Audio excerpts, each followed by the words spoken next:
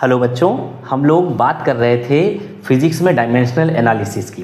Dimensional analysis का lecture number 5 है। 20-20, 25-25 minute के हमारे लेक्चर्स हैं। वो टॉपिक वाइज हमने जो है डिवाइड किए हुए हैं, तो आप उसमें जा करके वो लेक्चर्स देख सकते हो। आज डायमेंशनल एनालिसिस के लेक्चर 5 में हम लोग क्या करने वाले हैं बच्चों, ये देखना थोड़ा सा इंपॉर्टेंट है। ये काफ़ी इंपॉर्टेंट है डायमेंशनल एनालिसिस का जो हम बात करने जा रहे हैं, कि हम जब भी डायमेंशनल फार्मूला का यूज़ करते हैं तो क्यों करते हैं। जैसे सबसे पहला एक हमने देखा था पिछले लेक्चर में हमने देखा था कि हम यूनिट कन्वर्जन के लिए डायमेंशनल फार्मूलाज का यूज़ करते हैं। उसके बाद हमने देखा कि जो भी हम फिजिकल एक्सप्रेशन लिखते हैं, जो कोई इक्वेशन लिखते हैं, जैसे हमने एग्जांपल लिया था S = UT + ½ AT² इक्वेशन का, तो उसको हमने देखा कि ये जो इक्वेशन है मेरी, ये करेक्ट है या नहीं, उसकी डायमेंशंस की करेक्टनेस को चेक करने के लिए हम लोग डायमेंशनल फार्मूला का यूज़ करते हैं। और थर्ड और जो मोस्ट इम्पॉर्टेंट जो हमारा इसका यूज़ है डायमेंशनल फार्मूला का या डायमेंशनल एनालिसिस का, वो ये है कि हम इसके माध्यम से फार्मूला जो है वो डेराइव कर पाते हैं। अभी समझेंगे कि फार्मूला डेराइव करना क्या है। इसमें क्या करते हैं कि हम कई सारी जो फिजिकल क्वांटिटीज़ हैं, उन फिजिकल क्वांटिटीज़ का एक रिलेशन डेवलप कर पाते हैं। और जब वो रिलेशन हम डेवलप करते हैं तो हम कहते हैं कि भाई ये मेरा इस चीज़ का फार्मूला है। कहने का मतलब क्या हुआ? कहने का मतलब ये हुआ कि T = some constant √of L/G। ये कोई फार्मूला है। इस फार्मूले का मतलब क्या है? इस फार्मूले का मतलब है कि ये कैपिटल T बच्चों टाइम पीरियड है, ये जो स्मॉल l है ये लेंथ है, किस चीज़ की है ये बात करेंगे, और ये जो g है ये मेरा एक्सेलरेशन ड्यू टू ग्रेविटी है। बात क्लियर है? ठीक है। टाइम पीरियड कैपिटल T और स्मॉल l, ये क्या है? स्मॉल l जो अगर कोई सिंपल पेंडुलम है और वो सिंपल हार्मोनिक मोशन कर रहा है, SHM कर रहा है। अभी बहुत ज़्यादा अपने को नहीं जाना SHM क्या होता है, ये सारी बातें हम पढ़ेंगे, बस बेसिक तौर पे समझ लेंगे कि एक्चुअल में है क्या। जो स्मॉल l है ये लेंथ, इसकी लेंथ है, ठीक है, जहाँ से सस्पेंशन पॉइंट है, जहाँ पे इसको हमने पॉइंट पिन किया हुआ है, और ये जो इस पॉइंट के अलॉन्ग इस तरीके से सिंपल हार्मोनिक मोशन कर रहा है, तो ये मेरी टोटल लेंथ l है। ठीक है। तो हमें नहीं पता कि भाई ये टाइम कैपिटल T जो है मेरा, टाइम कैपिटल T का मतलब हो गया जो मेरा टाइम पीरियड है। हिंदी में इसको बच्चों आवर्तकाल बोलते हैं। G को हम गुरुत्वीय त्वरण बोलते हैं, एक्सेलरेशन ड्यू टू ग्रेविटी या गुरुत्वीय त्वरण, और L तो लंबाई है ही है। ठीक है। तो हमें नहीं पता कि मेरा जो टाइम पीरियड है, इस जैसे टाइम पीरियड क्या होता है, हम एक पूरा जो कंपन, एक पूरा ऑसिलेशन कंप्लीट करने में जितना टाइम लगता है मेरे, इसको वो क्या कहलाता है? वो कहलाता है मेरा टाइम पीरियड। ठीक है। जैसे यहाँ से यहाँ गए एक्सट्रीम पोजीशन पे, उसके बाद फिर से यहाँ आए एक्सट्रीम पोजीशन पे, उसके बाद फिर से यहाँ आए। ठीक है। तो ये क्या हुआ, ये मेरा एक जो कंपन है, एक वाइब्रेशन या एक ऑसिलेशन करने में जो टाइम लगा वो टाइम पीरियड है। अब हमें क्या पता होना चाहिए, हमें अगर इस फार्मूले को डेराइव करना है, इस फार्मूले को डिड्यूस करना है डायमेंशनल एनालिसिस मेथड से, तो हम क्या करेंगे? हम कहेंगे कि भाई जो टाइम है वो डायरेक्टली प्रोपोर्शनल है लेंथ के। ठीक है, क्लियर है? टाइम जो है वो डायरेक्टली प्रोपोर्शनल है G के। बात क्लियर है? अच्छा, इसमें एक चीज और देखेंगे कि L और G ये तो मेरी क्वांटिटीज हैं, बट इनके ऊपर हम पावर लगा देंगे A और पावर B। मैं कहूंगा कि जो टाइम पीरियड है ये लेंथ की पावर A के प्रोपोर्शनल है, और टाइम पीरियड जो है वो G के पावर B के प्रोपोर्शनल है। ठीक है। A और B का मतलब क्या है बच्चों? ये देखिए, जो हमारा ये वाला फॉर्मूला था, L की पावर 1/2 है ना, तो यहाँ पे A की वैल्यू 1/2 अगर आ जाए तो काम हो जाएगा। यहाँ G जो है ये भी अंडर रूट में है। ठीक, तो ये क्या है, G की पावर 1/2 है नीचे, अगर ऊपर जाएगा तो G की पावर -1/2 हो जाएगा। मतलब कहने का, अगर इस फॉर्मूले को हम कुछ इस तरह से देखें, T is proportional to L⁴ and G⁴ B, इस तरह से अगर हम इसको कंबाइन कर दें, ये रिलेशन नंबर 1 और रिलेशन नंबर 2 दोनों को हम इस तरह से कंबाइन कर देते हैं, ठीक है। अभी हम लोग ये काम ये कर नहीं रहे हैं, अभी हम लोग इसका एक इंट्रोडक्शन समझ रहे हैं कि ये कैसे हम लोग जो है फाइंड आउट करते हैं बच्चों, ठीक है। T is proportional to L की पावर A G की पावर B।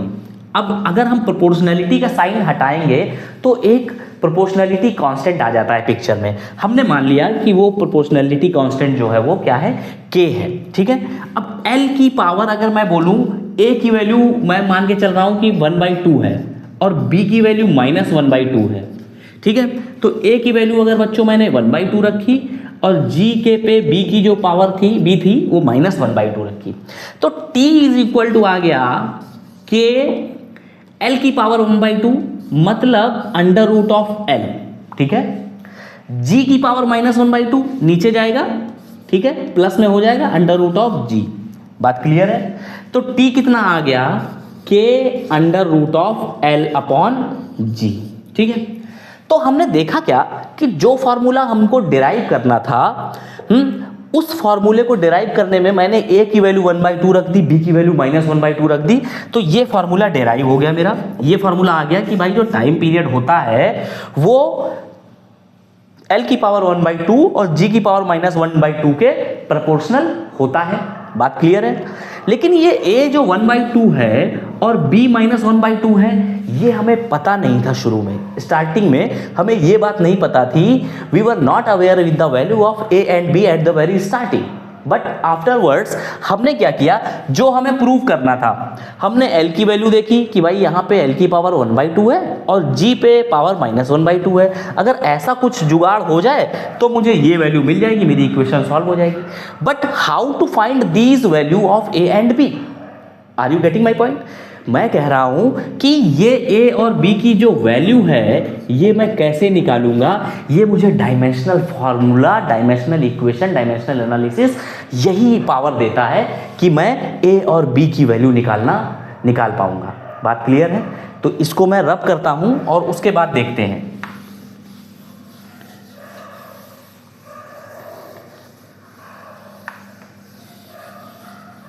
क्वेश्चन में आपसे बोला जाएगा time period proportional to length, ठीक है। Time period proportional to acceleration due to gravity, इस तरह से कुछ बोला जाएगा। जब हम न्यूमेरिकल्स करेंगे तो उस पर भी आएंगे। तो यहां पे मैं मान के चलता हूं, हमने कहा कि भाई देखो टाइम पीरियड जो है वो मेरी लेंथ पे जो पावर A है उसके प्रोपोर्शनल है और टाइम पीरियड जो G है, लेंथ G की पावर जो B है उसके प्रोपोर्शनल है। ये हम अपनी तरफ से मानते हैं। बात क्लियर है, ठीक। तो ये हो गया मेरा रिलेशन नंबर 1, ये हो गया बच्चों रिलेशन नंबर 2। जब हम कंबाइन करेंगे तो T is proportional to L to the power A and G to the power B, ये आ जाएगा। बात क्लियर है। अभी T is equal to, when I am removing this proportionality sign, I will place one proportionality constant over here. That proportionality constant is K. बात clear है, ठीक। L to the power A, अभी मैंने यहां पे बात की कि L क्या है बच्चों, L है लेंथ, ठीक है। मतलब L लेंथ है तो L को जो हम फंडामेंटल यूनिट से शो करेंगे डायमेंशनल फॉर्मूला में, वो क्या हो जाएगा मेरा, वो हो जाएगा कैपिटल L। मानते हैं कि नहीं? लेंथ को हम L से डिनोट करते हुए आ रहे हैं अभी तक, इसमें तो कुछ नया है नहीं। G क्या है, ये है acceleration due to gravity. Acceleration due to gravity, इसका जो डायमेंशनल फॉर्मूला है वो है LT माइनस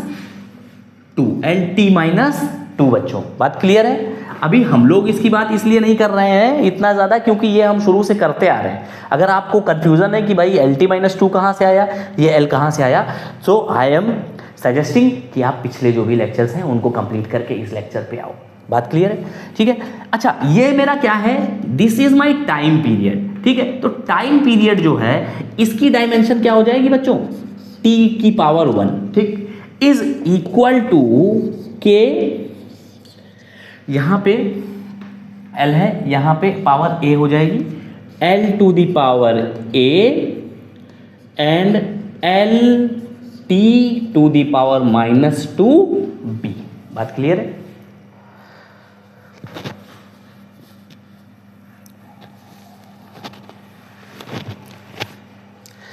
अच्छा, यहाँ पे जो मेरी पावर है, ये जो मेरा पूरा का पूरा इधर टाइम पीरियड का डायमेंशनल फार्मूला है, इसको हम ऐसे भी लिख सकते हैं m0 l0 t1, क्योंकि ये तो हम करते चले आ रहे हैं शुरू से। के L की पावर कितनी है? L की पावर इधर तो A है और इस वाले ब्रैकेट में L की पावर B है, तो L टू दी पावर बच्चों हो गई A प्लस B। बात क्लियर है? ठीक है। दिस टाइम यहां पे T की पावर जो है वो हो गई मेरी -2B, -2B। बात क्लियर है?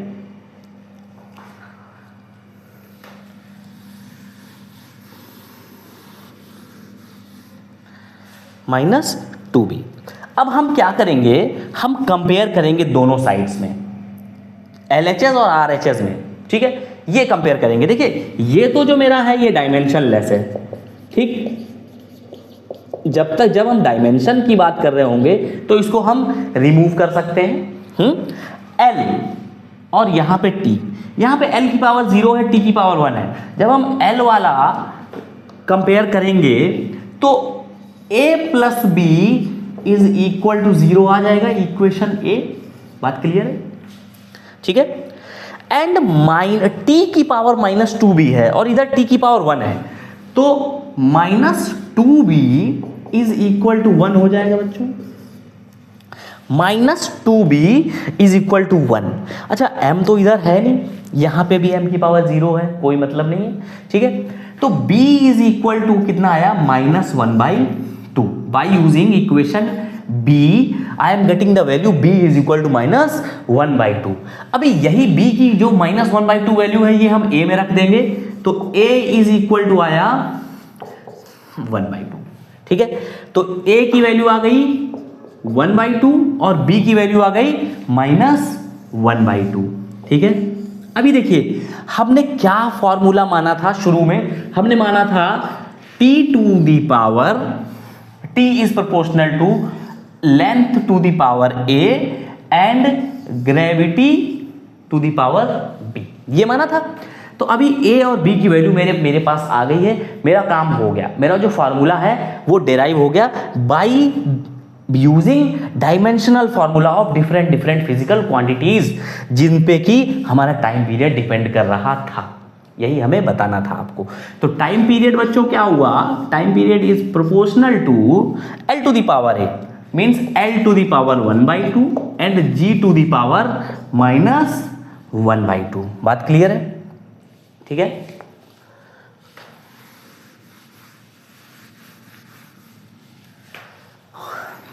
T is equal to K under root of L upon G, ये हो गया। तो ये जो फॉर्मूला मेरा आया ये कहां से आया? ये बाय यूजिंग डायमेंशनल फॉर्मूलाज। हमने क्या किया कि हमने सबसे पहले तो ये मान लिया कि जो हमारी क्वांटिटी है वो दूसरी फिजिकल क्वांटिटीज पे डिपेंड कर रही है, उनकी कुछ ना कुछ पावर होगी। ठीक है, जैसे लेंथ की पावर A पे डिपेंड कर रही है टाइम पीरियड, ग्रेविटेशनल एक्सेलरेशन की पावर B पे डिपेंड कर रहा है टाइम पीरियड। उसके बाद लेंथ का डायमेंशनल फार्मूला लिखा L to the power 1, gravitational acceleration का डायमेंशनल फार्मूला लिखा LT-2। ठीक, और उसके बाद हमने क्या किया? इक्वेट करके बोथ साइड, चूंकि हमें टाइम पीरियड की डायमेंशन पता है, डायमेंशनल फार्मूला पता है, तो हमने बोथ साइड इक्वेट करके जो भी हमारे पास ये पावर्स थी, इन पावर्स की हमने वैल्यू फाइंड आउट कर ली। जब बच्चों हमने इसकी वैल्यू फाइंड आउट कर ली तो हमारे पास एक फार्मूला डेवलप हो गया। वही जो फार्मूला है मेरा डेराइव्ड फार्मूला है, वही हमारे लिए जो है वो इंपॉर्टेंट होता है, उसी से हमारा जो है काम चलता है। ठीक है, तो अभी एक बुक है मेरे पास, बुक का नाम है DC Pandey. DC Pandey sir हैं, इनकी किताब है ये मैकेनिक्स की किताब है। इसमें JEE मेंस और एडवांस के ये इन्होंने बहुत अच्छे से नोट्स बनाए हुए हैं। मैं इनकी किताब से मैंने पढ़ा है, सर की किताब से। ठीक है, तो इसमें DC पांडे वाली जो बुक है इसमें एग्जाम्पल नंबर 4.6 है, पेज नंबर 86 में। ठीक है, तो उसकी हम लोग बात करेंगे, एक बार देखेंगे कैसे डिराइव हुआ है।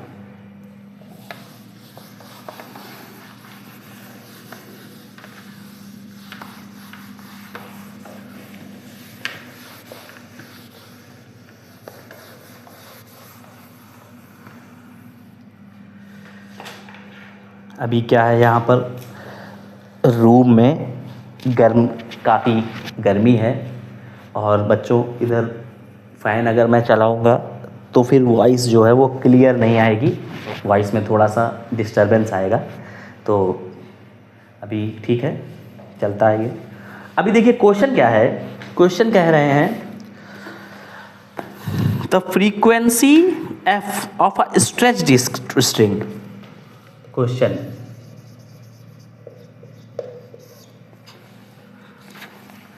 द फ्रीक्वेंसी एफ, फ्रीक्वेंसी है एफ,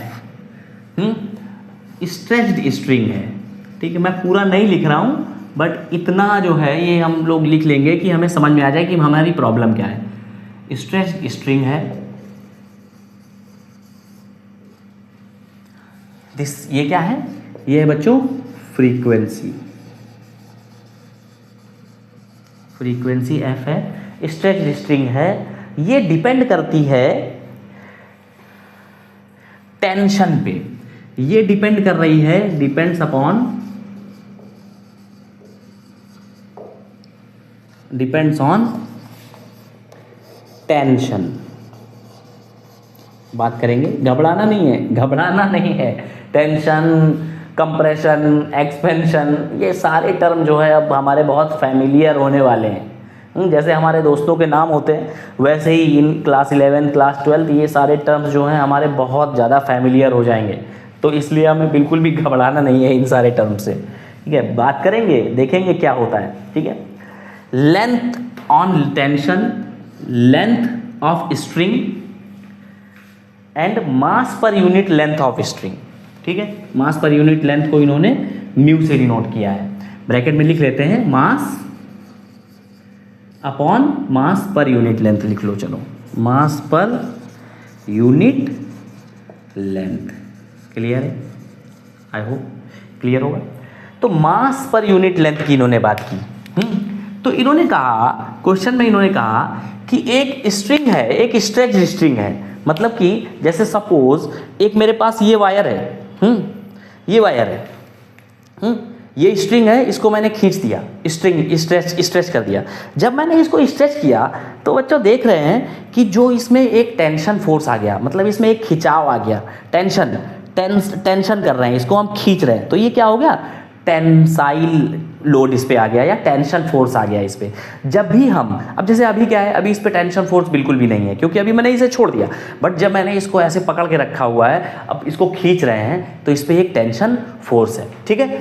तो कह रहे हैं कि फ्रीक्वेंसी जो है स्ट्रेच स्ट्रिंग की वो डिपेंड करती है टेंशन पे जो हम फोर्स लगा रहे हैं, ठीक है, उसकी लेंथ पे, इसकी जो भी लेंथ है, और इस स्ट्रिंग का जो मास है पर यूनिट लेंथ पे, मतलब कि 1 मीटर में ये 1 ग्राम है, 2 ग्राम है, 10 ग्राम है, मतलब तो इतने पे डिपेंड करने वाली है। तो आई थिंक आपको ये बात समझ में आई होगी कि इस टेंशन का क्या मतलब है, ठीक है। तो अभी हमको करना क्या है, what is our priority is कि सबसे पहला काम करें कि बात हो रही है फ्रीक्वेंसी की, ठीक है। स्ट्रेच स्ट्रिंग है, उसकी फ्रीक्वेंसी डिपेंड कर रही है किस पे, टेंशन फोर्स पे, ठीक है, टेंशन पे। Tension is a kind of force, force है, ठीक है। फोर्स हमें पता है क्या होता है, फोर्स की डायमेंशन mlt-2, ठीक है। तो ये डिपेंड कर रही है टेंशन की पावर a पे बच्चों, ठीक है। इसके बाद frequency depends upon length of the string, ठीक है। लेंथ पे तो डिपेंड कर रही है बट उसकी पावर हम b मान लें कि भैया जो लेंथ है, लेंथ की पावर b पे डिपेंड कर रही है। बात क्लियर है। Next, frequency is directly proportional to mass per unit length. Mu है, म्यू की पावर c पे डिपेंड कर रही है बच्चों। म्यू क्या है, मास पर यूनिट लेंथ। इसको कैसे लिख सकते हैं, अगर इसकी डायमेंशन, इसका फार्मूला लिखना हो मुझे, तो मैं कह सकता हूं भाई मास अपॉन लेंथ, ठीक है, यही तो हो जाएगा मास पर यूनिट लेंथ। तो मास क्या हो गया, मास हो गया बच्चों m और लेंथ हो गया l, ठीक है। तो इसका अगर मैं डायमेंशनल फार्मूला की बात करूं तो वो डायमेंशनल फार्मूला मेरा क्या आ रहा है, m-l-1। बात क्लियर है, ठीक है, okay.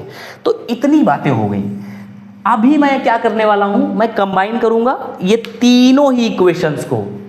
Frequency is directly proportional to T to the power A, जहां पे टी क्या है, टेंशन फोर्स। देखिए पिछला जो हमने क्वेश्चन लिया था उसमें जो कैपिटल टी था वो मेरा टाइम पीरियड था।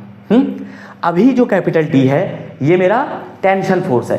तो with respect to the questions, different questions में जो ये टर्म्स हैं ये बदल सकते हैं। तो ऐसा कुछ नहीं है कि भाई उसमें कैपिटल टी टाइम पीरियड था तो इसमें भी कैपिटल टी टाइम पीरियड ही होगा, ऐसा नहीं है। ये हम अपने अकॉर्डिंग जो भी वैल्यू है वो दे सकते हैं किसी भी वेरिएबल को, ठीक है। टी की power A, length to the power B and mu to the power C. बात क्लियर है बच्चों।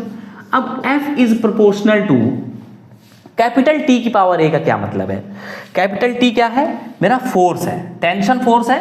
तो टेंशन जो फोर्स है यहां पे लिख लेते हैं, ठीक। इसकी डायमेंशन, फोर्स की डायमेंशन क्या होती है, mL/T-2। ये तो हमको याद ही कर लेना है भाई यार, ये याद कर लेना है। जो फोर्स है ना mL/T-2, खत्म। और म्यू का हमने इधर निकाल लिया डायमेंशन, और लेंथ जो है बच्चों वो तो कैपिटल L हो जाएगी, ठीक। तो T mL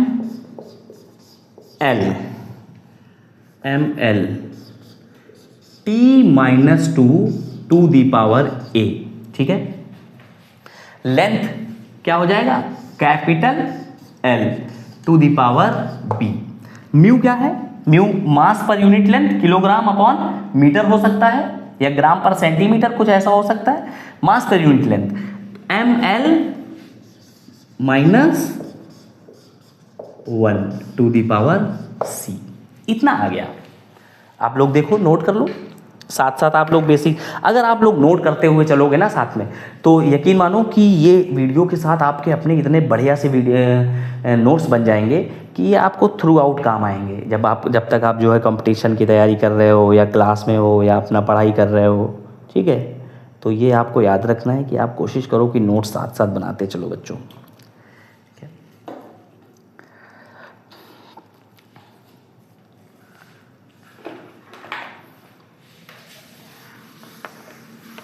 आई होप ये सारी बातें हमको समझ में आ रही हैं।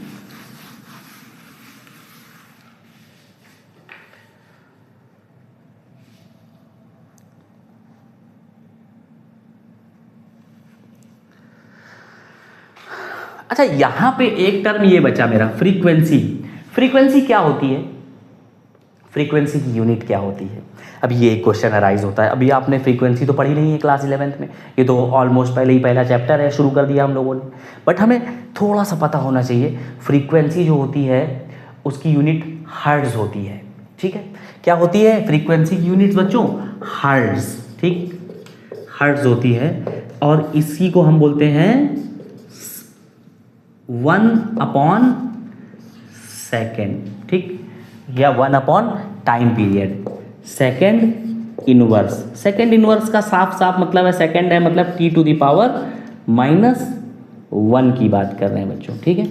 बात क्लियर है।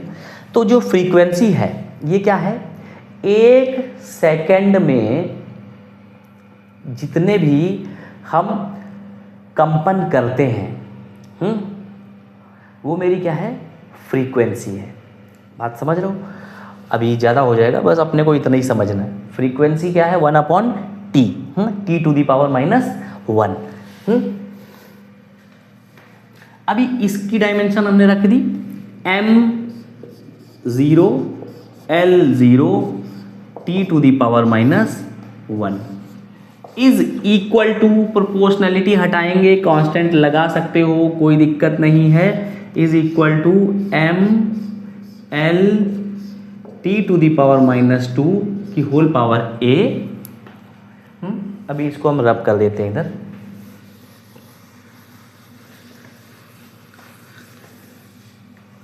mL T⁻⁻2a, oh sorry, length ये मैंने इधर रब कर दिया, L⁻b लेंथ है। म्यू क्या था बच्चों, म्यू था हमारा मास पर यूनिट लेंथ, mL⁻⁻1 आया था ना इसका, L to the power minus 1 की पावर C। ठीक है, अब देखो यहाँ से हम M को कलेक्ट कर लें, फिर L को कलेक्ट कर लें, फिर T को कलेक्ट कर लें। अभी हम M को कलेक्ट करते हैं तो M टू द पावर आ गया मेरा A प्लस C। ठीक है, L to the power A plus B minus C।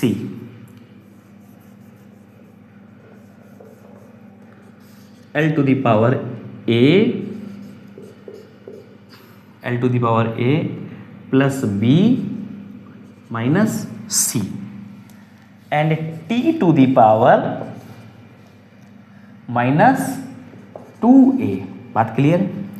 इधर साइड क्या है? इधर साइड है M to the power 0, L to the power 0, T to the power minus 1 is equal to K। ये तो dimensionless है, बात इसको हटा भी सकते हैं। जब हमने कंपेयर किया तो M पे पावर A प्लस C है, A plus C is equal to 0 आ जाएगा। ठीक है, ये हो जाएगा मेरा relation 1। There A plus B minus C, L की पावर इधर 0 है, ये हो जाएगा रिलेशन नंबर 2। ठीक है, नेक्स्ट आ गया T, इधर T है मेरा minus 1, minus 2A is equal to minus 1, ये हो जाएगा रिलेशन नंबर 3।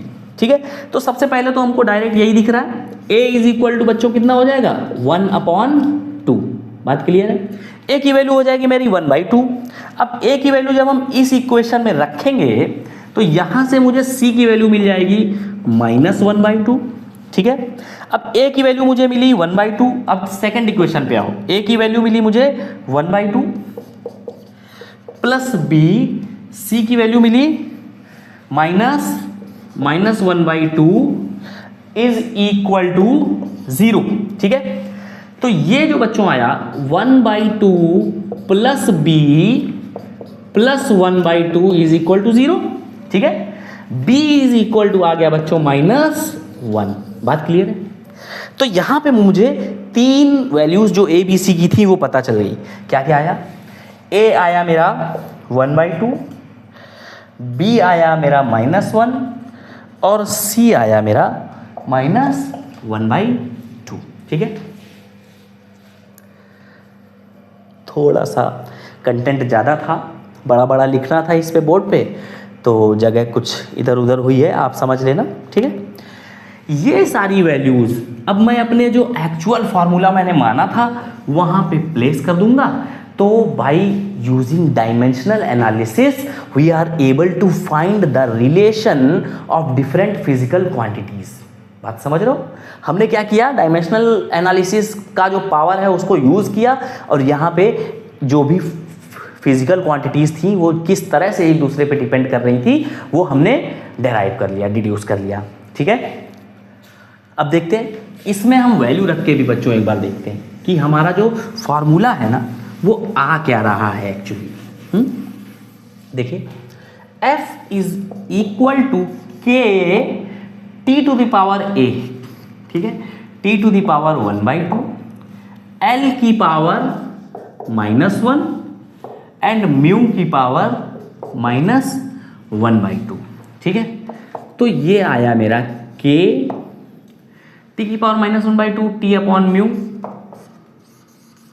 दोनों में पावर 1/2 है तो ये क्या हो जाएगा √T बाई म्यू और ये आ जाएगा बच्चों K/L। ठीक है, तो यहां से जो हमारा फॉर्मूला है ये K/L √T/μ जो है वो आ गया। अब देखते हैं यहां पे जो K है ये मेरा कांस्टेंट है। इस कांस्टेंट की वैल्यू हम नहीं निकाल पाएंगे। डायमेंशनल एनालिसिस के पास ये पावर नहीं है, इतनी ताकत नहीं है कि हम इस डायमेंशनल इसका जो ये फार्मूला ये है हमारा कांस्टेंट, प्रोपोर्शनलिटी कांस्टेंट, इसकी वैल्यू निकाल सके। ये जो है मेरा, जब हम एक्सपेरिमेंटली वैल्यूज रखेंगे, स्ट्रिंग लेंगे, उस पर फोर्स लगाएंगे और कैलकुलेट करेंगे तो ये पता चलता है कि इस केस में, इस फार्मूले में K की वैल्यू मेरी 1/2 आती है। ठीक है, तो फार्मूला मेरा क्या बनता है 1/2L under root of tension force upon mu, ठीक है, मास पर यूनिट लेंथ। अभी इसको कहीं कहीं किसी किसी किताब में कैपिटल एफ से भी लिखा जाता है, तो it depends upon our description, ये हमारे विवेक पे आधारित है कि भाई हम इसको क्या मानेंगे। तो आई होप बच्चों आपको ये वाला जो पोर्शन था आज का लेक्चर 5 ये समझ में आया होगा। यकीन मानिए अगर आप बोर्ड के एग्ज़ाम देने जा रहे हो, अगर आप नीट एग्ज़ाम देने जा रहे हो या IIT JEE का एग्ज़ाम देने जा रहे हो, कॉन्सेप्ट बच्चों यही रहेगा। न्यूमेरिकल्स हम बोर्ड के भी कराएंगे, नीट और IIT JEE के भी समय के अनुसार हम कराएंगे, ठीक है, बट कॉन्सेप्ट यही रहेगा, इससे इधर उधर कॉन्सेप्ट नहीं जाएगा बच्चों, ठीक है। तो मैं होपफुली मैं ये समझ पा रहा हूँ कि आपको आज का जो लेक्चर है ये प्रॉपर समझ में आया है। अगर आपको ऐसे ही लेक्चर और आगे देखने हैं तो आप हमारे चैनल पे बने रहिए, हम लोग ऐसे ही आगे बढ़ते रहेंगे। Thank you.